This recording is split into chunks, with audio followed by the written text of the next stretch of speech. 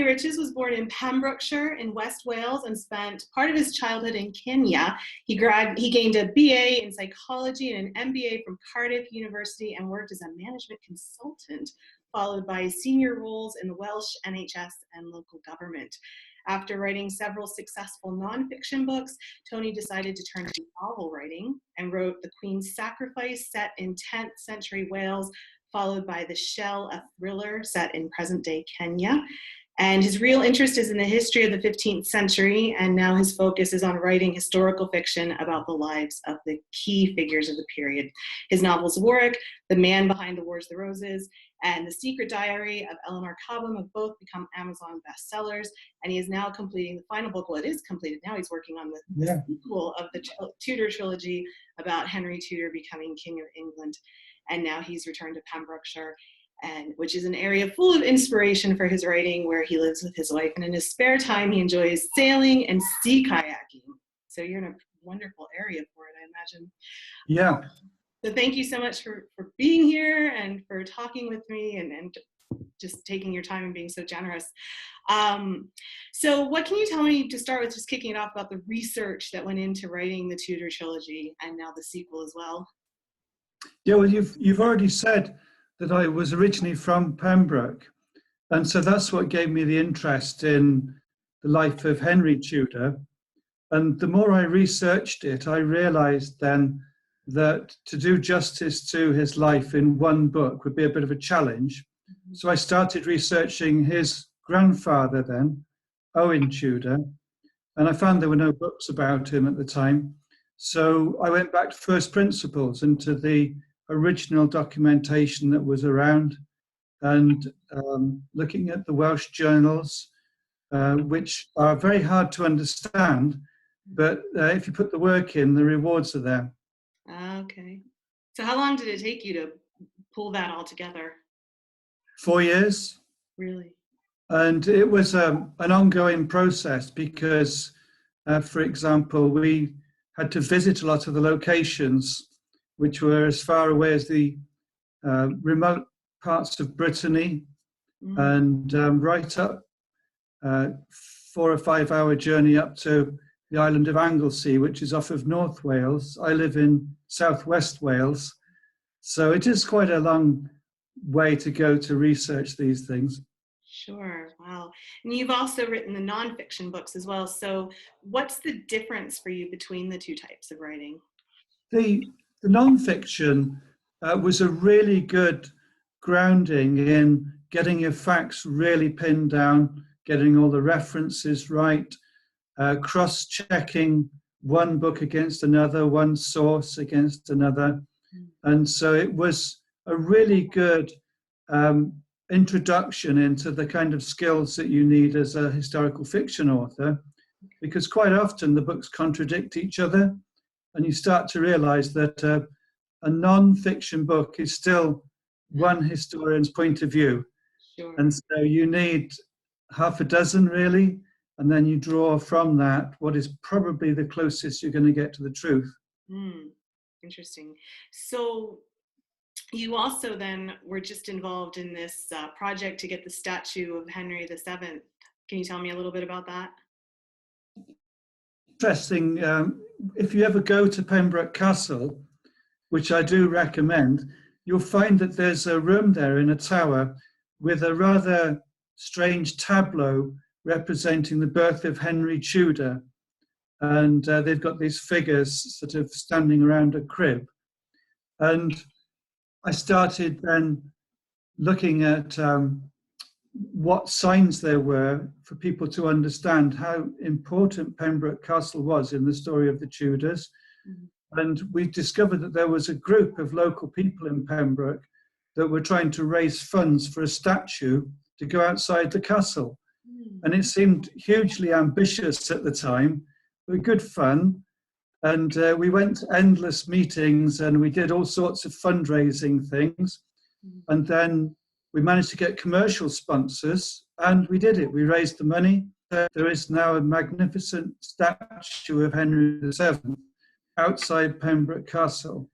And whenever we visit it, there are always people taking photographs of it because the castle forms the backdrop to it. And so we're very proud of that as an achievement. But it does mean that nobody's got any excuse for not knowing about Henry VII anymore. Wow, that must have been quite an achievement. So getting to your books now and information about Owen and Jasper and then Henry. In your first book, Owen has a very full life before he marries Catherine. Can you tell me what we know of his life before? And like in your books, we see it, or in the book, we see him getting into these kerfuffles, scuffles with crooked cooks who are poaching food and kitchen fairs. And he's having these other love affairs and all this kind of things. How did you construct all those different characters, and what do we know of him from that? But I'll stick to the facts, and then I'll explain how I link them together. Because the facts are that the Tudors came originally from the island of Anglesey, which I mentioned earlier, and it's quite a remote part of the country, really. It's separated from the mainland by the very fast-flowing and dangerous Menai Strait. And then, even once you get across that, North Wales in Tudor times was quite a wilderness, and there was a lot of fighting, civil wars going on. And unfortunately for Owen, his father fled to London, taking his son with him. So Owen, whether he wanted to or not, found himself as a child in London with a sort of itinerant Welsh father. And it must have been quite a struggle, but he would have grown up on the streets. So I wanted to show that he had quite a sort of streetwise approach to himself. He wasn't particularly well educated, but he could read and write. Mm-hmm. And that's quite unusual, really, for somebody like him. And he somehow managed to find himself as a boy in France with Henry V. And so there's debate about the extent to which he was involved, but he is actually a squire to the chap who was the constable of Windsor Castle. And so it's fairly easy to see how he managed to get a job, a cushy number probably, in Windsor Castle. And my wife and I visited Windsor Castle, so we've got first-hand knowledge of exactly what the layout is like. And it's just amazing that if Owen was there today, he would recognize most of it, even after the big fire that was there. But how he got from being a servant to being the husband of the Dowager Queen of England, everybody's got a view on that. And do you know what I think the answer is? It's quite a simple thing. He was the keeper of the wardrobe, which is a strange term. It actually means looking after all of her possessions, her dresses, but also her jewellery. And he'd been picked because he was quite able to look after himself. And I think he was quite good with people. So I tried to reflect all of those bits of known fact. Exactly how he ended up marrying her is open to debate, but he did. And so I had to get from being her servant to being her husband, which was a great challenge for a historical fiction author. And if I was writing it as a non-fiction book, I'd have to end the chapter, turn the page, and then they're married, which wouldn't be quite so much fun, I don't think. Sure. So you worked in he had a really long-term affair, really, that lasted for years in your book. Is there any evidence of that woman? Absolutely. He wasn't a monk. Right. And so he wouldn't have gone just living like a monk just because he was the Queen's servant. He would have been quite a catch for any of the other female servants that were there. And they would have seen an opportunity, if they wanted to raise their status and to have a bit more security. But I liked to put it that it was a bit of an on-off relationship, because actually all the time he had a bit of a thing for the Queen, however implausible that might seem. that's the truth. Mm, interesting. Um, there, you portray Henry VI in the books as a young boy in the first book with Owen, and I remember there was this scene where he was first. Henry VII, isn't it? Or, sorry. Well, Henry VI, yeah. Yeah, exactly. As a boy, there was the jousting scene where he was going to be have his new tutor come, who was going to be showing him how to start jousting, and there was this belief at first. Everybody was really nervous about it, that he was going to fall and hurt himself, and it wasn't going to be.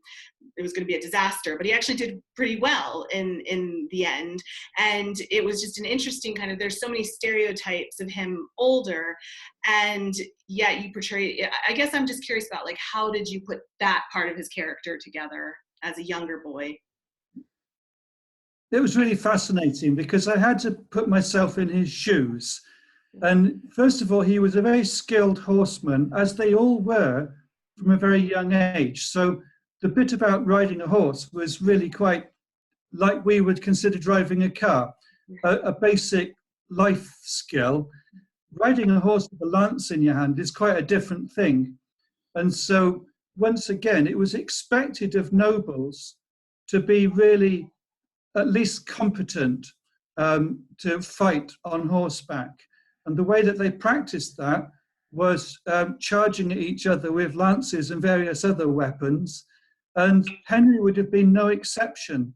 He would have been forced, whether he wanted to or not, to at least tilt at the ring, which is, it sounds quite painless, that, doesn't it? But I don't know if you've seen a quintain. There's a heavy weight on the other side. Yeah. And if you actually strike a shield, it swings around violently and hits you on the back of the head. And they still do that to this day at jousting tournaments, and it's quite fun, but also quite dangerous if you fall off. And I didn't see the need for him to have been a scholar or just reading books all day, although I did feel that Prince Arthur was a bit more like that. Henry VII's eldest son, who sadly died at the age of 16, there's good evidence that he really didn't enjoy fighting on horseback or anything like that. I much preferred his books. Yeah. Whereas, of course, Henry VIII, they couldn't stop him. They had to ban him, in fact, from doing it because he was taking too much fun out of it. That's funny. And then you show Catherine of Valois. I thought it was really interesting. You create her character having kind of the same mental health issues that her father had, and later then that her son would have. And I just wonder if there was any evidence for that, and kind of how you put that in there. This is a really interesting question because, as you probably know, Catherine's father, King Charles of France, was also called the Mad King because he killed several of his servants, not recognizing them. He thought he was made of glass, and he would be diagnosed in various ways, ranging from psychotic to psychopathic. He was really very troubled person. And then, of course, Henry VI, it's extremely well documented that he would occasionally forget who he was or where he was, and fell into what we now would call a catatonic trance, which none of the efforts of any of his doctors could rouse him from, including putting hot coals to the soles of his feet. So there's no question that he was faking it. Right. And in the middle, the only person that connects those two is Catherine of Valois. So I didn't want to overdo it, but I felt that under extreme stress, such as when she'd either almost died losing a child or thought she'd lost her child or anything like that, these problems could be there beneath the surface and begin to manifest themselves in various ways. And it was really interesting as a novelist to gently explore the suspicions of those around her that she might be showing those symptoms. And can you imagine yourself if you know, you had relatives who had severe mental health problems, and then people are looking at you with a raised eyebrow whenever you behave in any way which is unexpected to them. Yeah. So I thought that was quite interesting, and I did actually leave it as an open question for the reader to make their own mind up. And if they do go back to the evidence that I've found, it is very thin, but it's well framed by the experiences of her relatives. Mm-hmm. Interesting. And then you talked about the stress of losing a child or thinking she lost a child. So was there another son that was in Westminster Abbey? This is another interesting one. I believe, particularly in Owen, which is the oldest in terms of time and the thinnest in terms of tangible evidence, the little fragments that we've got have to be explored really thoroughly. And there was a son. It was a typical thing that a family would give a son to the church. You have to set aside modern values and try and picture a time when monasteries ruled the land. And it was a great life to be a monk because you didn't have any of, it's like being on some kind of state benefits the whole time, you know? You didn't have any responsibilities that a normal person would have in terms of where to get money from or food or anything. And they were like medical people, there was spiritual guidance for people. They did a lot of good for the community. So to give a son, if you had an heir and a spare, and then you had another son, to give that person to the church, either as a monk or as a cleric, so they could, for example, eventually become a bishop or something like that, but they would still be given to the church. And the particular evidence that I found was in Westminster Abbey, which is a place which Owen had extremely close connections with. Firstly, he was allowed to take sanctuary there for quite a long time. And secondly, he actually did become a novice monk there for a while, and it wasn't to his liking, let's put it like that. He did give it quite a good go for about a year, as far as I could tell. And there is a record of a monk called, they rename them, by the way, so whatever name they've got when they become a monk, they give them a new name. And if anybody wants to look it up, the name of this person was Edward Bridgewater. That was the name given by the abbot. However, there's a record of a monk, Owen Tudor, because it's quite likely he would have been called Owen after his father. And they didn't really use surnames the same way as we do, but in terms of record keeping, Owen Tudor the monk was left money in various wills for him to say prayers for people. Yeah, so that's as far as the evidence goes. But I thought it was fascinating that most people obviously know about Edmund Tudor and of course Jasper Tudor. They don't necessarily know that there might have been another Owen Tudor who became a monk, and they also don't necessarily know that there was another son called David Owen. Now that's extremely well documented, that when Owen Tudor was about my age, he actually had a son with his maidservant, and that was really interesting. And he called him David Owen, they called him David Owen, and he became a knight and a very well-respected historical figure. And he was there waiting for Henry VII at Mill Bay when he landed with a small army of men that he'd raised and then carried on to the Battle of Bosworth. So he's quite a key figure and well documented. It's really interesting.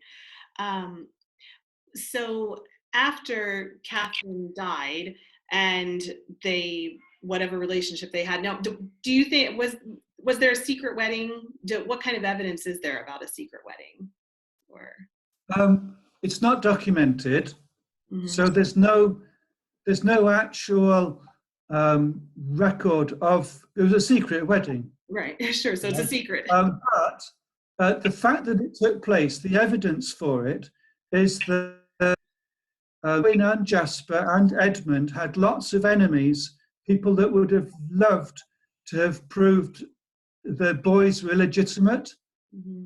and that would have immediately threatened their titles, their lands, everything would have been undermined. And if they really believed for a moment that they could get away with that, this is in a time, for example, when King Edward IV was declared illegitimate.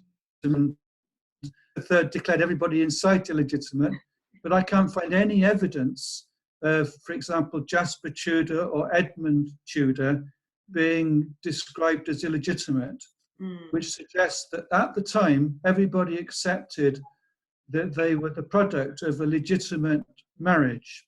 I see. Okay. And so then Catherine dies, and how does Owen keep it together? He doesn't. Okay.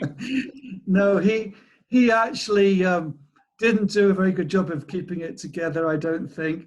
I already mentioned that he did consider joining the monastery. He got arrested, of course, and put in prison. And in those days, they didn't have to even charge you. They could put you there pending charges, and you might well die of disease or starvation or whatever in a sort of rat-infested prison. And so that couldn't have been much fun. One interesting thing I did find was that it wasn't just him, it was him and his priest and a servant. Mm-hmm. So that was interesting. I could do something with that. And I decided that it was unlikely that they'd just be sat together in a nice little cell, the three of them, having a great time of it. It'd be quite the opposite. And so that's what I did. Yeah, that was one of the most vivid scenes for me too, as they were fighting the disease and everything like that. So, and then you mentioned David Owen, his son. What kind of life did he have once he managed to get back to Wales? I think it was like a sort of semi-retirement, you know. He'd got plenty of money. He'd been made, given various titles, and he'd been made warden of part of North Wales. And so he would have had an income, which was like a pension these days. And so I decided that a logical place for him to return to would have been the Isle of Anglesey, where the Tudors originated from. And he might have stayed there for a while, but eventually it's documented that he returned to Pembroke, and where Jasper was in charge of Pembroke Castle. And of course, that was Henry VII's birthplace as well. So it is a very nice part of the world. And in those days, until the Yorkists made it impossible to stay there, it would have been an obvious choice of somewhere to live and live out your days. Yeah, and then he got caught up in going out. At the end of the book, and I don't want to give too much away, but everybody, it's kind of like, okay, people die. You kind of can get that part out. And so, it showed him being part of, getting involved in the Wars of the Roses, choosing sides. It was such a fluid time where sides weren't officially there yet, and Jasper had a role on trying to negotiate with both sides, and it's so you see him riding off. What do you think that would have been like for him at that point, at his age? And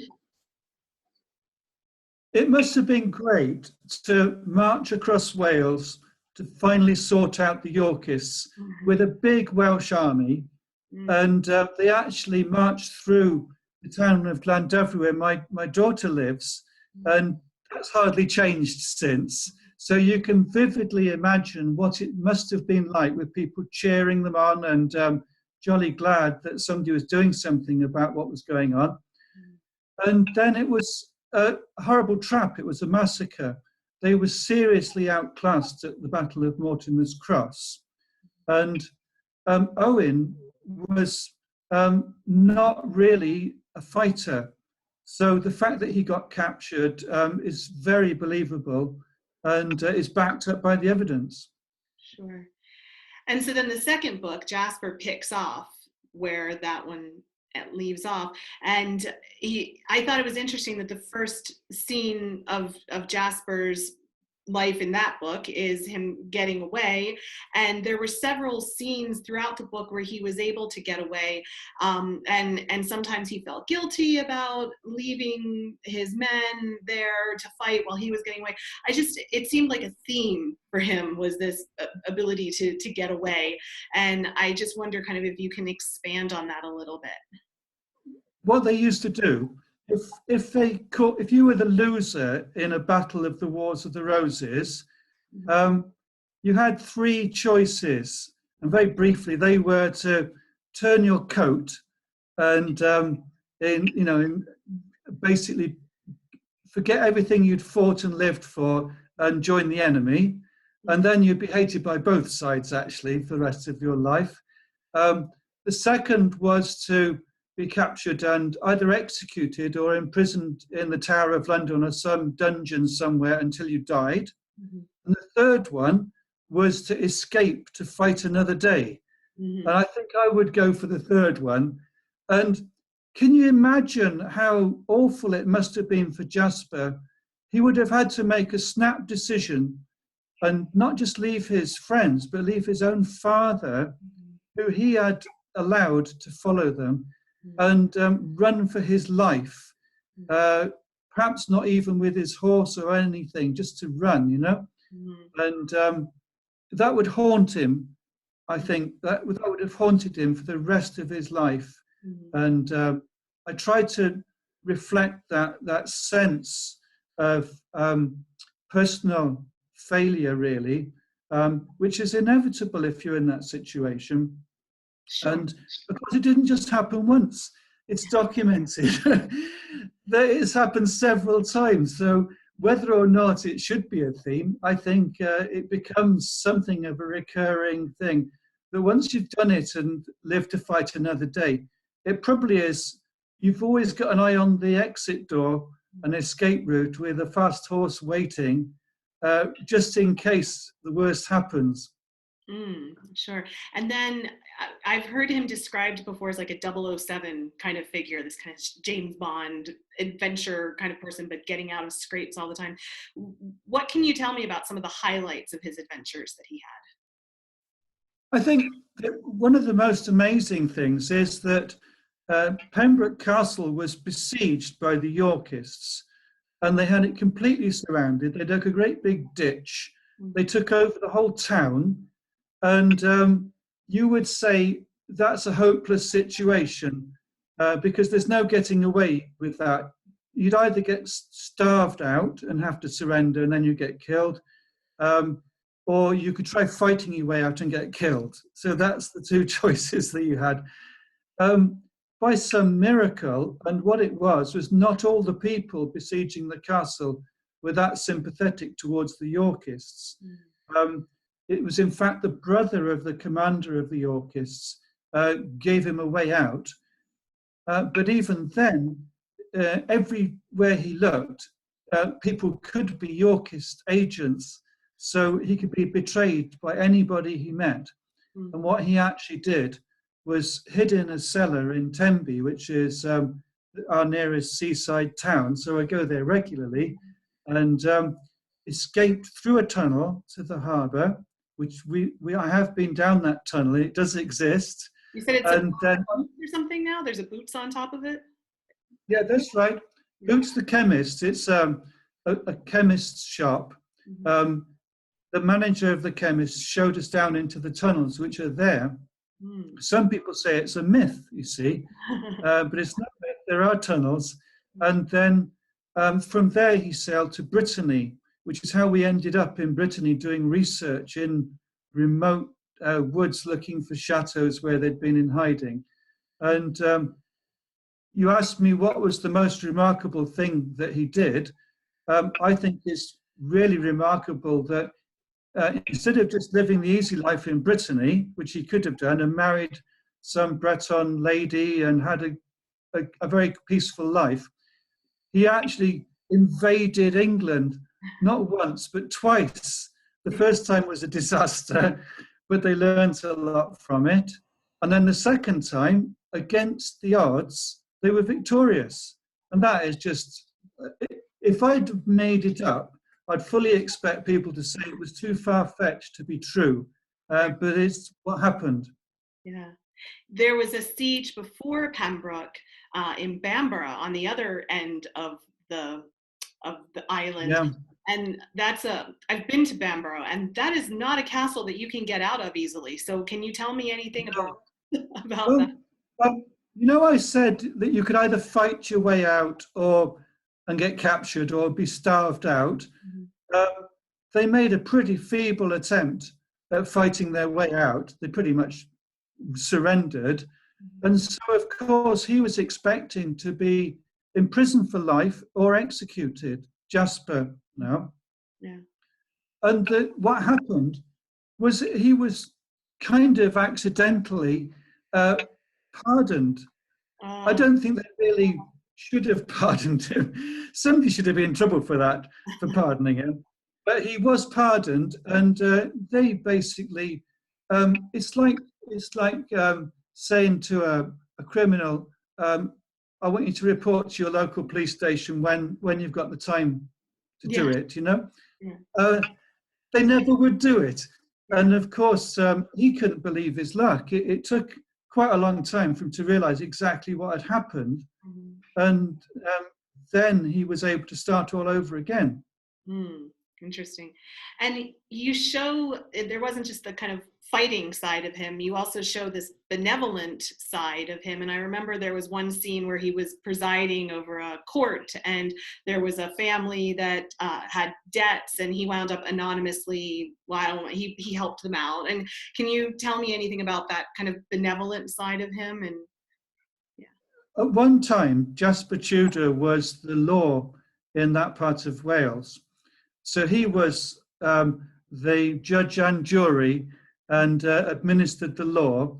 And what that meant was that if somebody had a dispute that was of any significance, for example, typically over land ownership, and quite often there were disputes between landlords and tenants, then somebody like Jasper would have to make a judgment and make a ruling. And there was not really much appeal against that ruling. Whatever he said Mhm. stood. And Yeah. he didn't necessarily have to be very uh, concerned about the law or anything. That's just the way it worked. It's a feudal system. Yeah. And interestingly, if you look through the Welsh journals, um, as far as I can tell, he was a popular figure, not just with the landowners, but with the people as well. Mm. So the only way that the people could have seen him as a worthy justice administrator was if he did show fairness when called upon, and not always just back the landowner against their tenants. So I had to. I looked at lots of actual records of what the sort of trials that went on and the cases and the hearings, and the book is an amalgam of several real life stories. And of course, he was in the same situation as a young boy, where his whole future depended on the whim of other people higher up than him. And so he would have sympathized, I think, with the sort of underdog, if you like, and not always taken a superior position on it. Oh, yeah, I see. And then yeah, we can't leave out Henry as well, since he's the most one. No. So what can you tell me about his early life and well, we can start there and then getting into exile. Well, we have to remember that Henry's father died of the plague. We think it was the plague. Anyway, he might have been poisoned or murdered, Mhm. but whichever the case, he died before Henry was born.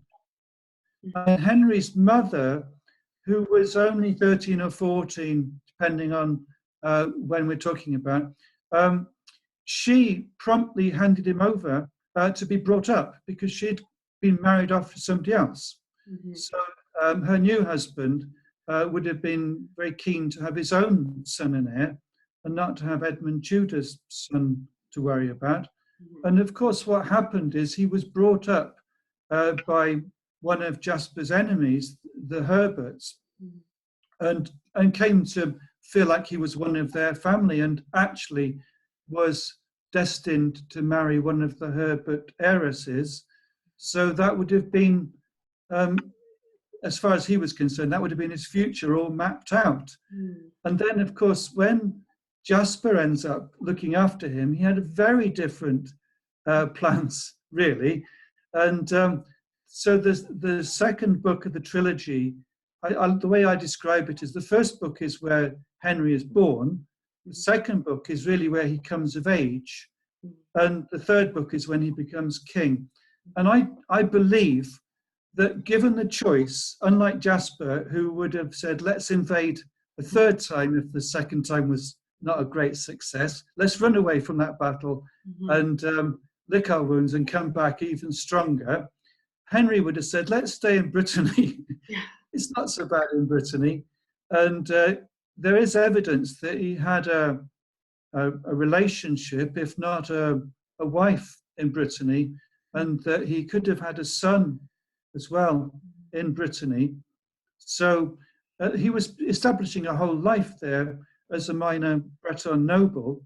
Mm-hmm. And then to suddenly find that he's having to fight at the Battle of Bosworth against Richard III, I could imagine that he had to find every ounce of faith that he stood any chance at all. Yeah. It's interesting. Sometimes in historical fiction, people portray Lady Margaret as being driven with this vision of her son being king, and like it was this destined thing. And it seems like, whatever the truth of that, it seems like for Henry, he didn't really have that kind of vision for himself at all. I think you're right. And if you look at his life and look at the way he ruled the country, really, he, in a way, you could say he wanted a bit of a quiet life. Mm-hmm. He wanted all wars to end. Mm-hmm. He was a bit of a sort of, these days we'd call him a hippie, I think, in that he was very much in favor of peaceful negotiation and being quite careful with the country's finances.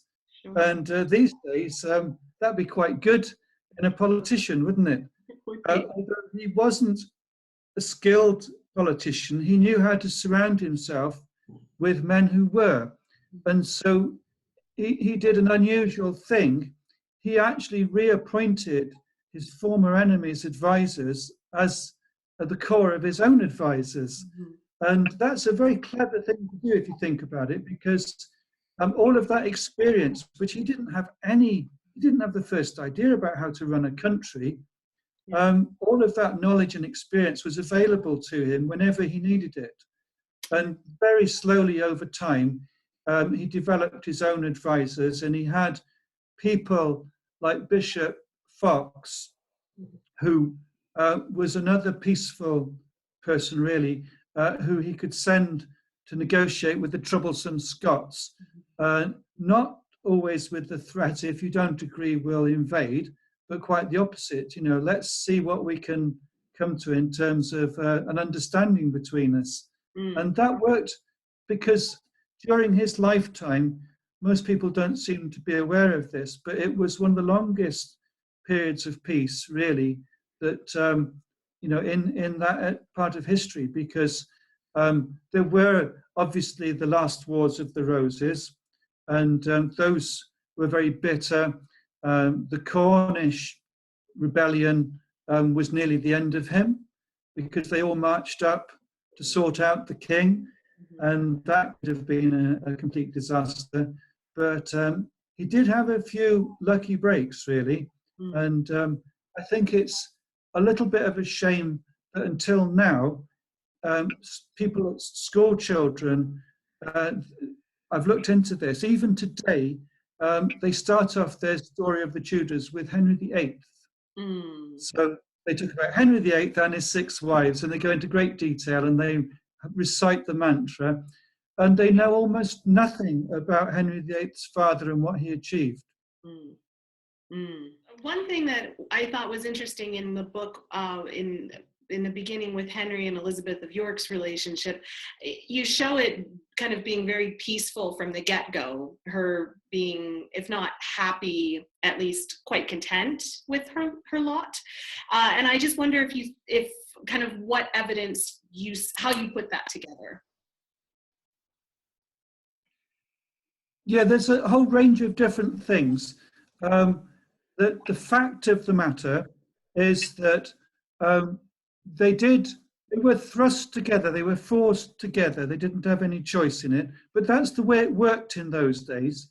And so women in Elizabeth of York's position could choose between grudgingly going along with it or trying to make the best of it that they could. There were no other options really.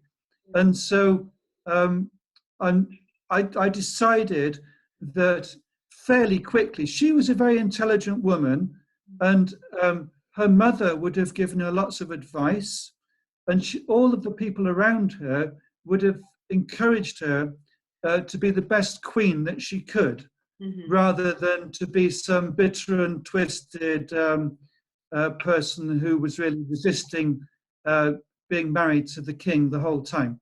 So I do believe that they began without knowing each other at all.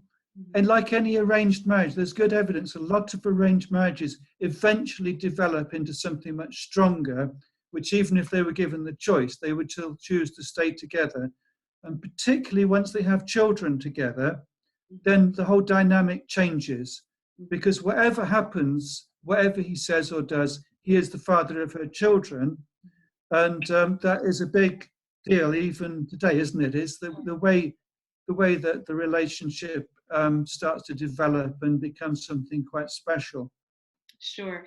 And it's, sometimes people say, oh, well, he was the enemy of her father, and the opposite sides, but that was also quite common for princesses. Henry VIII's sister had to marry France just right as they were fighting as well, so it wasn't that much of a difference, I suppose. It seemed interesting that it just got off on such a good start. I just wondered. They both had everything to gain by getting it off to the best possible start, if I can use that phrase, and everything to lose by allowing it to be seen to not work. And Henry in particular needed the Yorks to back him. There were a lot of very unhappy Yorkists around, and what they could say was, look, the Queen is our York champion and she will protect our interests.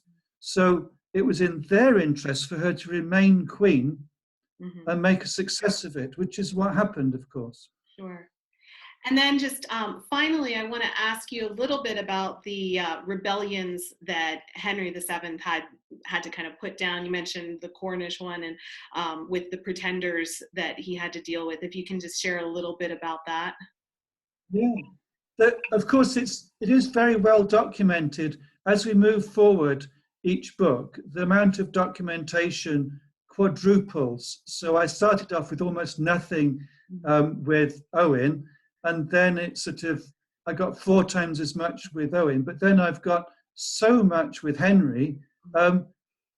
Almost everything he did in terms of ledgers and documents is somewhere to be tracked down, and people have made a life's work of studying his letters and his journals and all of that kind of thing. And of course, the last battles and the pretenders, that was a big thing as well, because it threatened the monarchy. The whole future of the crown was put at risk by a rumor that somebody might be one of the princes in the Tower, come back to claim his right. And of course, I mentioned all these Yorkist nobles that were still quite bitter. They felt they'd been cheated at the Battle of Bosworth. And in fact, my wife and I went to the reenactment last year, which is on shortly now. It's almost the anniversary of it. And at the reenactment, there's a couple of thousand people, and they say over the microphone, let's hear a cheer for the Tudors. and there's only my wife cheered. And then when they said, let's hear a cheer for York, the place erupted. So even to this day, I think there's a lot of Yorkist legacy around. And Henry didn't have a clue how to deal with these pretenders, because there were nobody's got any experience in that really, short of bumping them off as quickly as you could. And he kind of fudged it, because the evidence is that he said he put Perkin Warbeck under house arrest in his own house. Well, that's one way of doing it, isn't it? But it's very benevolent for somebody that's been a pretender to your crown. And I think it does give an insight into a side of Henry's character where he would go to extreme lengths rather than have somebody dealt with unless he had no choice. And there are examples where he's had people executed, but almost in every case you can see whose hand was behind it, and invariably he was still looking for some kind of understanding where they could be sent into exile or whatever, rather than have their head cut off. Quite a good man, it seems like. Well, good for that time period. You said a hippie. It seems like I can get that view of him as a hippie. So that's great. So I guess that's probably good to get us started, and people can obviously read your books to get more and to get the full picture, and you've got the sequel coming up. So that leads right into, would you like to say a little bit about your work and where people can find out more and get your books and everything? Yeah. Of course, yeah. Well, I'm pleased to say I've got a good, strong Twitter following. So I'm most active on Twitter, where you can just type in Tony Riches and find me there, at Tony Riches. And I've got a smaller Facebook presence. So I've got a Facebook author page, and I do try and keep that up to date and everything like that. And I've got a website, which is tonyriches.com, which has got the Tudor trilogy on it, including the links and the videos, and also details of my other books. And I just like to really wrap this up by thanking you for inviting me to talk and to say a bit about it all. And just to mention, you did say about Henry's sister, Mary Tudor, who's often mistaken with Mary Tudor, his daughter, which I've got a lifelong campaign now to make sure that doesn't happen. And of course, she married the King of France when she was a teenager, and he was 52 and on his last legs. So that's a great story, isn't it? Sadly, they'd only just started to get to know each other when he mysteriously died, and she was able to marry the person she'd always wanted to, Charles Brandon. So that's what I'm writing now. I'm about halfway through it, and I hope to have it. It's going to be edited before Christmas, so it'll be early in the new year, I hope. And it kind of acts as a sequel, because I became fascinated with the character of Mary towards the end of Henry Tudor's life, and I thought she deserved people to understand her better, what it might have been like to live her life. Oh, wow, that's great. That's great. Can you tell me what painting is that behind you? Because I think people are going to wonder. That is the Battle of Bosworth, and it's quite a detailed painting, but a little bit fanciful, I think, because actually Henry stayed well out of danger, surrounded by some of his most trusted men, although I think there is evidence that Jasper Tudor might have got a bit more involved. And like a lot of battles, it was the undecided people that made the difference. And so, it's well documented that the balance of the battle swung in Henry's favour, and Richard III was taken quite by surprise at the disloyalty that people that he had trusted showed to him when it really counted. So I thought it's a good picture to have in the background. That's great. That's great. Great. Well,